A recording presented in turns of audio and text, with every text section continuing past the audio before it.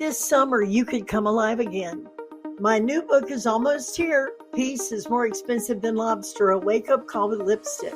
And over the next 7 weeks, I want to take you on the journey with me. On Tuesday is a special wake-up call with lipstick podcast inspired by one of the chapters of the book. Wednesday at noon, we gather together for conversation, co-working, and encouragement.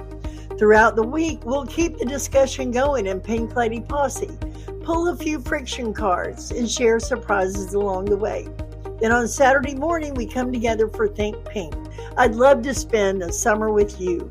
Let's go. I'm Sandy Parker Martinez with the Pink Lady Posse podcast that is going to be called Wake Up Call with Lipstick between now and August when the book comes out. I am so happy to be here with Dharma Funder, who is an executive assistant. And I love this when she says, for people in need of making decisions under pressure. I'm like, yes. Yeah, okay, great. Now, what kind of people are those, Dharma? Well, do we want to start over? Because I'm not an executive assistant. Okay, well, what are you? I'm an executive advisor. Oh, hell. All right. Sure, we can start over. Thank you. No, I wrote down A and I just made it mean assistant. See how we are? I cannot take this call. Okay, we'll start over.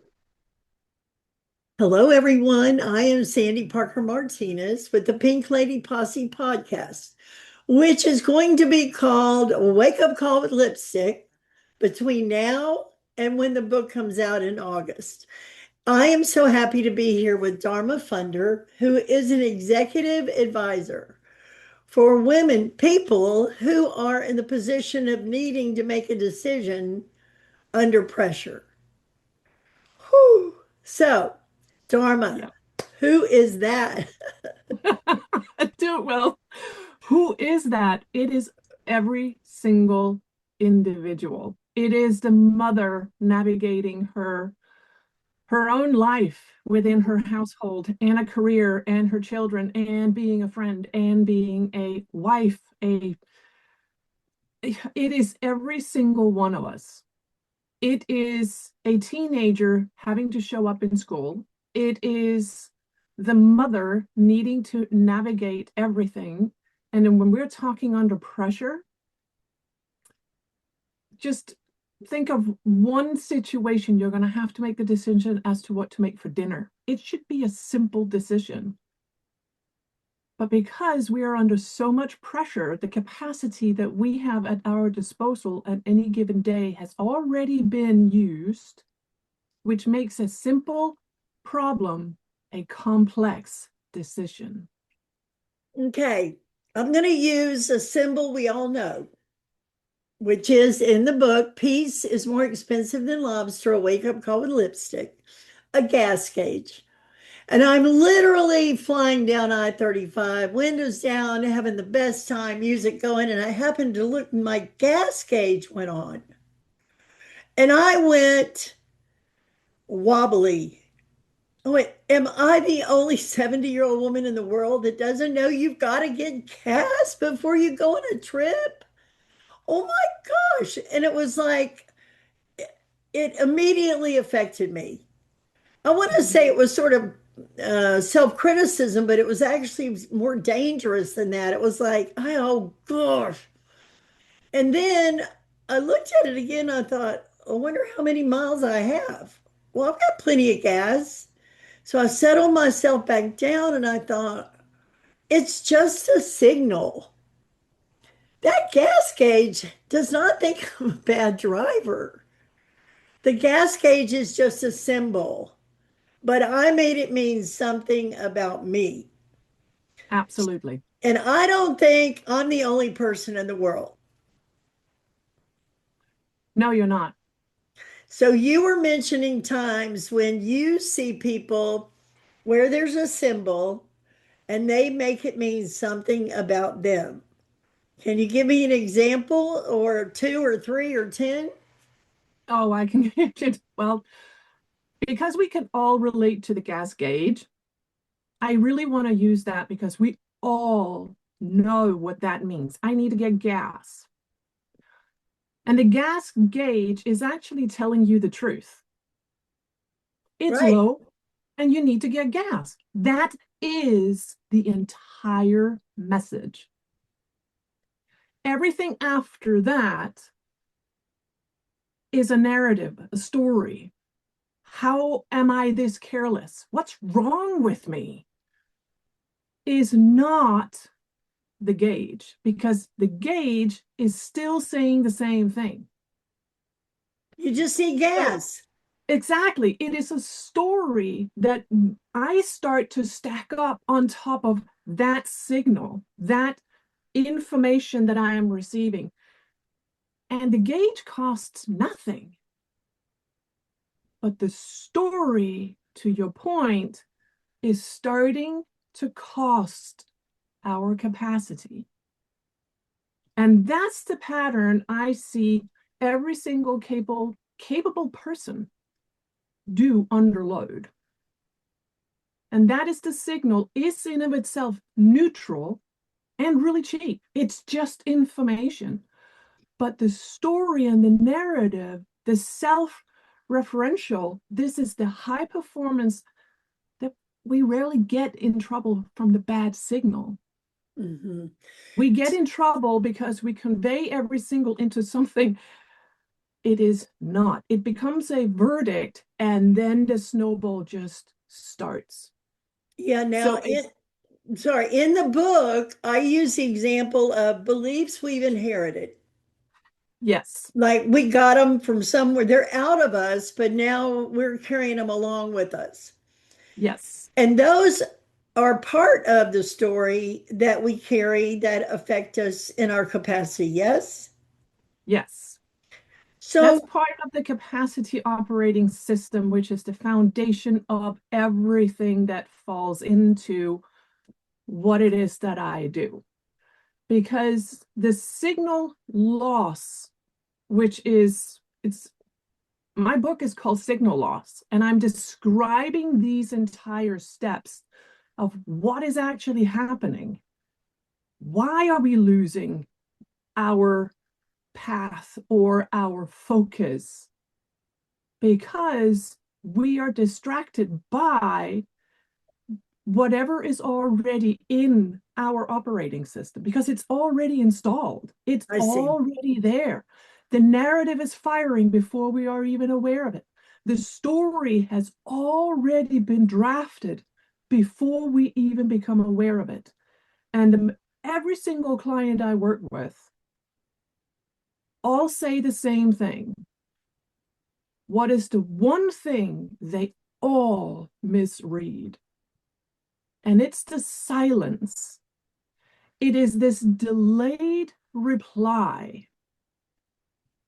It's when our client or when we go quiet. It's the boss that didn't reply immediately to your deck. It is the feedback you didn't receive immediately. It's the response that came later than you wanted it, especially in today's world. We want immediate information. Right. Waiting for anything is almost unheard of. So that signal, the silence, the delayed reply, that is something that has their attention Let me ask, immediately. let me ask you this because now my brain is working on what you just said, and that is like if I'm speaking, and there's silence, I sort of fill it full with what that means, right? Yes, So I go, yes, oh my gosh, what are they, like silence is what you're saying. It's almost like a friction revealer. yes, it is.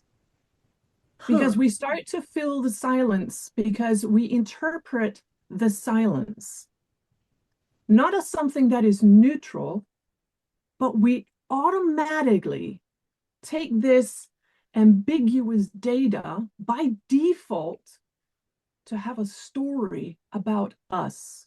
Hmm. So even though it may be neutral information, we start to protect ourselves. And that is what I call signal loss. In the book, the point I'm making is a simple point. It's not fixing you. It's not altering your self, your history, your past, your future. It's like seeing what you don't see. So you have choice in how you want to act. So I'll give you an example. I have a real healthy case of perfection friction, right? And I've Yeah. worked on a document for 6 rounds now. And this morning I saw the slightest graphic hiccup. No one would see. But for me to leave it alone, Yep. it is like, and I don't know. I don't know when I'm in it that I'm in it. Like, right? I said, oh my gosh, look, there's that perfection friction. And when I come to know it and see it, now I have a choice. Do I go one more round with that document or is it fine? But until I see it, I'm at the effect of it. I'm in the running of the automatic with it, right? So Yes. seeing it gives you a great advantage. Yeah. It depends on how we choose to respond to it. Okay.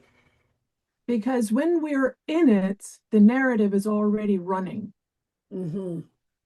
And we often, especially when we're talking about perfection, we want to make sure that we get it right. Who gave you the norm of what is supposed to be correct?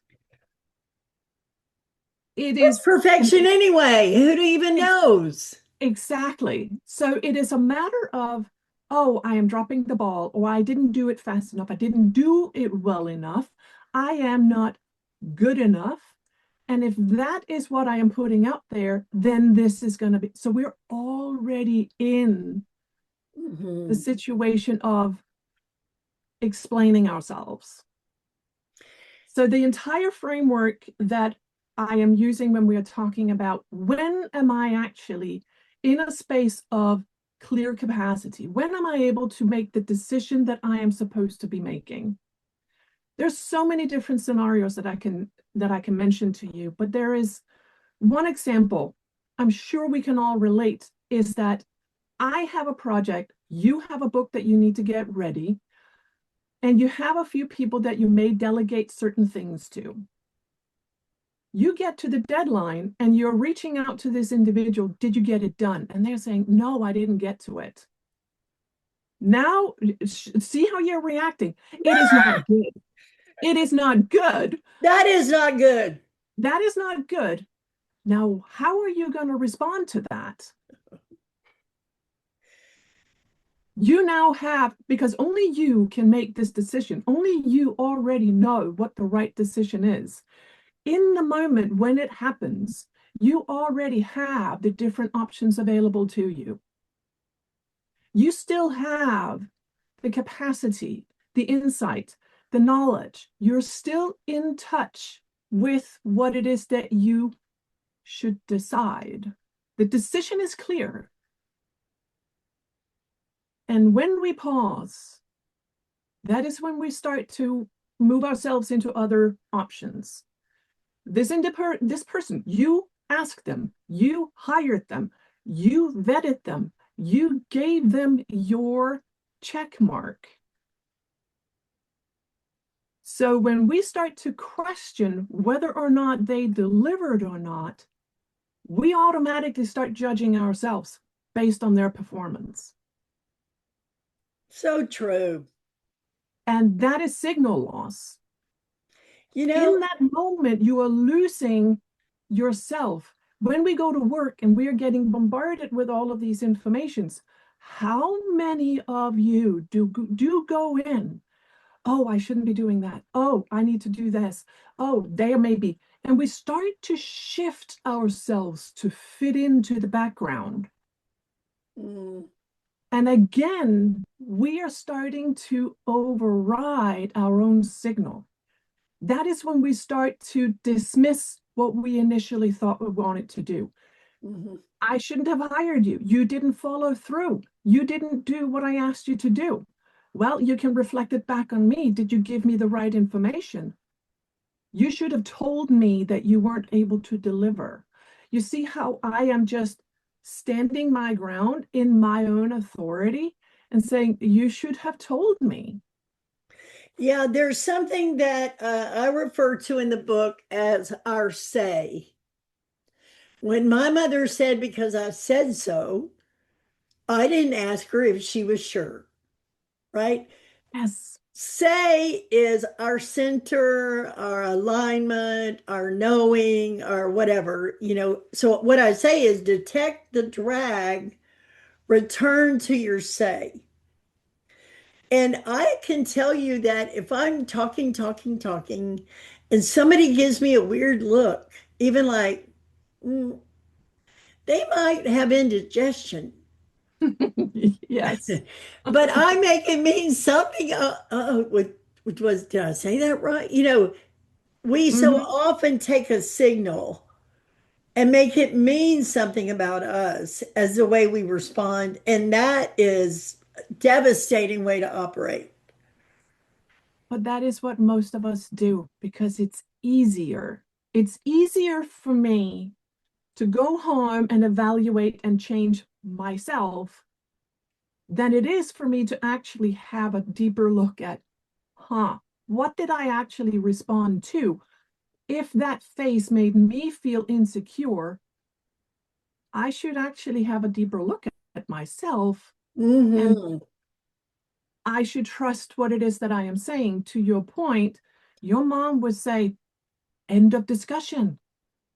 Do as I Simple. say. It's a full sentence.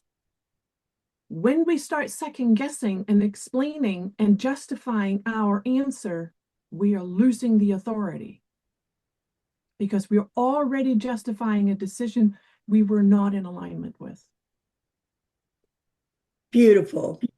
Well, what I love about using the science of friction. What if this summer you could come alive again? My new book is almost here. Peace is more expensive than lobster, a wake up call with lipstick. And over the next 7 weeks, I want to take you on the journey with me.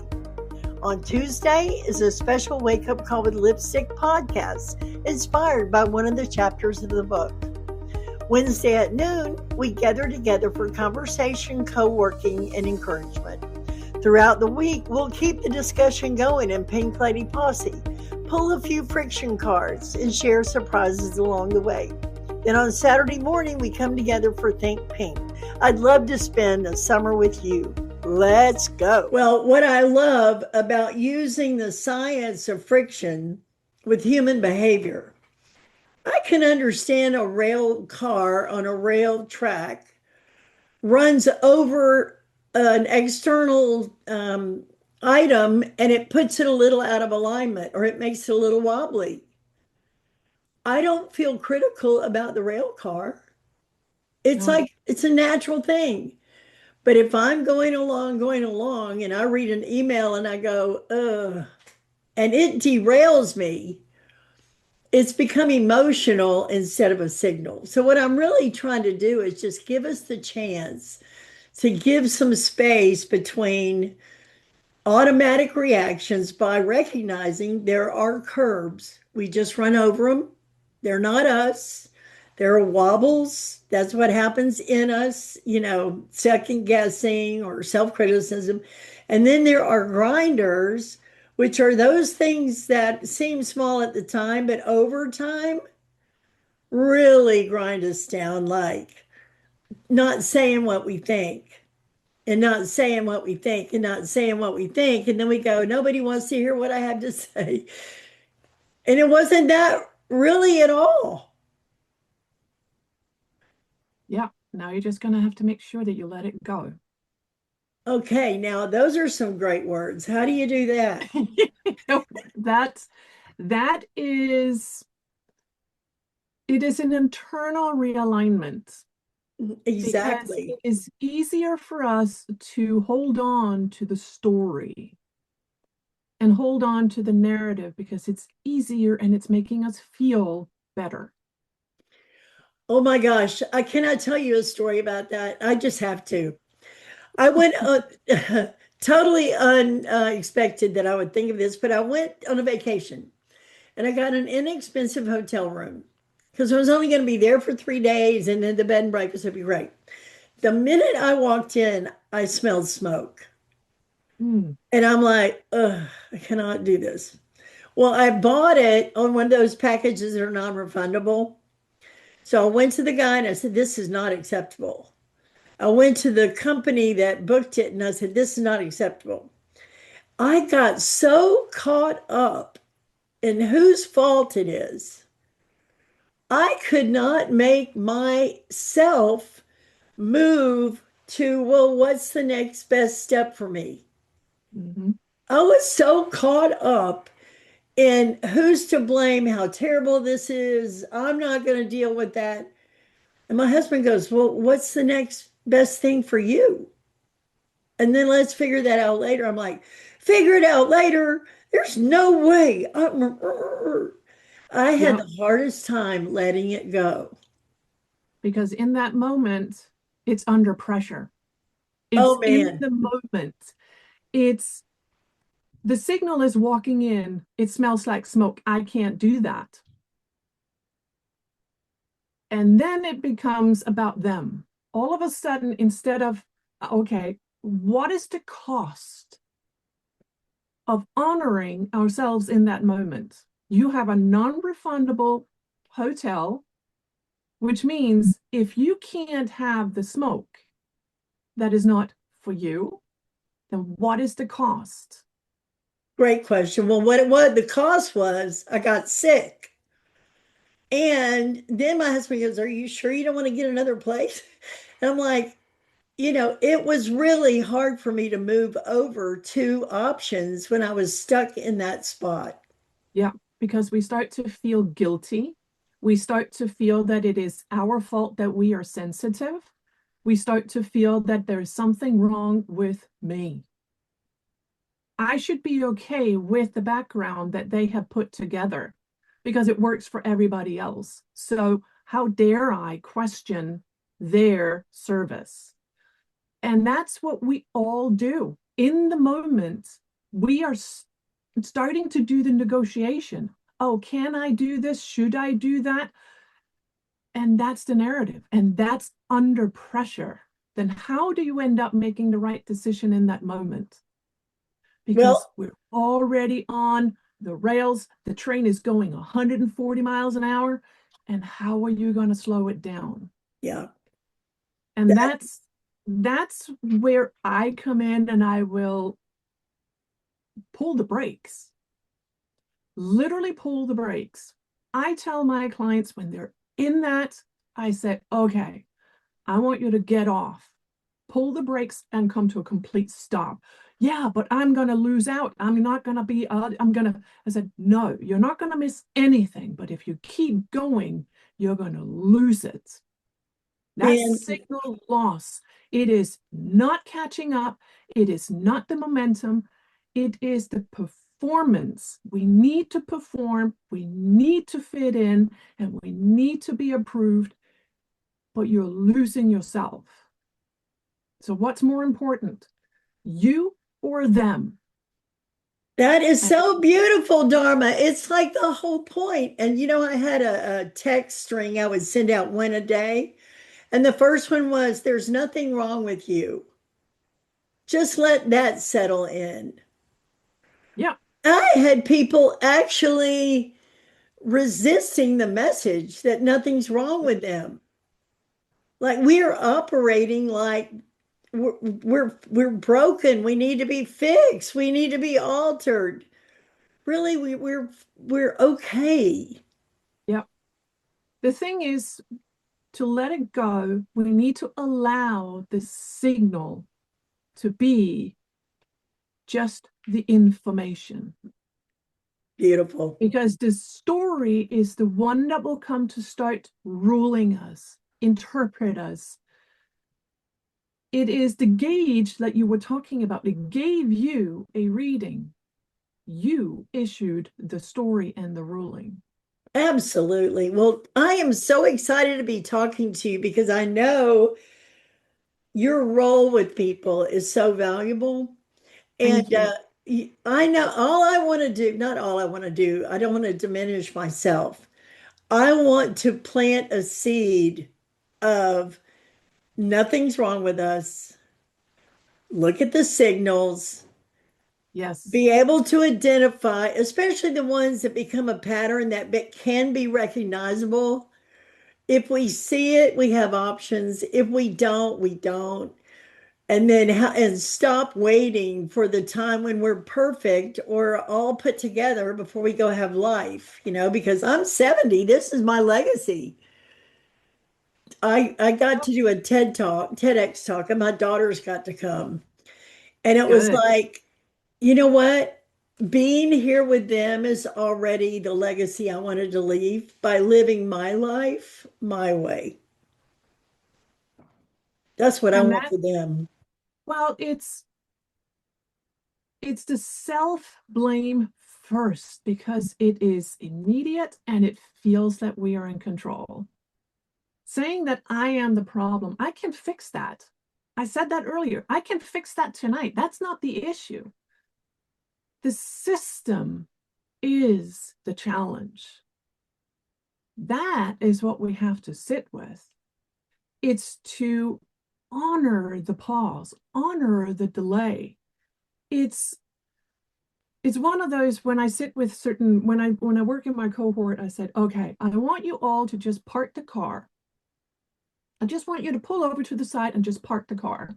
Just visualize we all drive. And I want you to just kind of sit in the driver's seat and think, okay, I have somebody next to me and I have somebody in the back as well. How many times have we had somebody sitting next to us and trying to be the co-pilot? That's the noise. That's the one that keeps giving us, you're supposed to do this, you're supposed to do that. And I said, okay, let me just pause. And then start the windshield wipers and keep the windshield wipers going until you can actually see clearly. Great. That's when the answer will come to you and you will know it's the right answer for you. It is tuning out the noise, closing up behind, and just wait. That's the pause. That's where you live. That's where the capacity stays. Because when we spend it on interpreting all the stuff behind us and around us, we're just exhausted and overwhelmed. And we just kind of want to stop. No And kidding. that's where the decision quality actually drops. So the self-awareness, the the internal adjustment to see whatever is being communicated, clearing the noise and starting with the pure data, just the gauge is low. That is so great. With it and sit with it. And that's where you will find a way to let it go. That's the most dangerous thing people ever need to sit in because we're expected to perform immediately. So when I pause, remember what I was saying earlier? When I pause, people think I did something wrong. You were saying is that okay, when somebody's pausing, it's like, okay, I gotta fill the gap because it makes us uncomfortable. I love honor the pause. I think that's where your say lives. When you have a choice to know what you want and return to your say. It's so easy to give it away to Yeah. everything. Yep. So, Dharma, I've been wanting to have this conversation with you for a long time, and I'm so happy. You know what? We ran into curbs, we ran into wobbles. Like even the Zoom link was difficult. I'm like, what am I doing wrong? It was Exactly. a Zoom link. It wasn't me. Exactly. It was simply a signal. And us staying, because I remember it's like, okay, What are the ways I can communicate? And I pulled everything up and I put it out. And then I just waited. And that's the hard part because when you see the time running, oh, I'm running late. What is she going to think about me? Oh, she's not going to think I'm going to show up. And then I was like, no, I'm not going to do that. I'm here. I know she's there. We just need to connect. And that's the true signal. But the loss comes into when it starts to run. So, yes, Yeah, well, I appreciate you so much. Thanks for being thank you. here. And in the show notes will be how to get in contact with you if anybody wants a executive advisor to help you make decisions under pressure. Yes, Dharma, thank you so much for thank being you. here. Thank you so much. I appreciate your time. Thanks for tuning in to Pink Lady Posse Podcast, where women go from what now to what's next. Come join us at pinkladyposse.com, where we share community, resources, and tools to support your next beautiful chapter. With love, light, and a little lipstick. See you next time.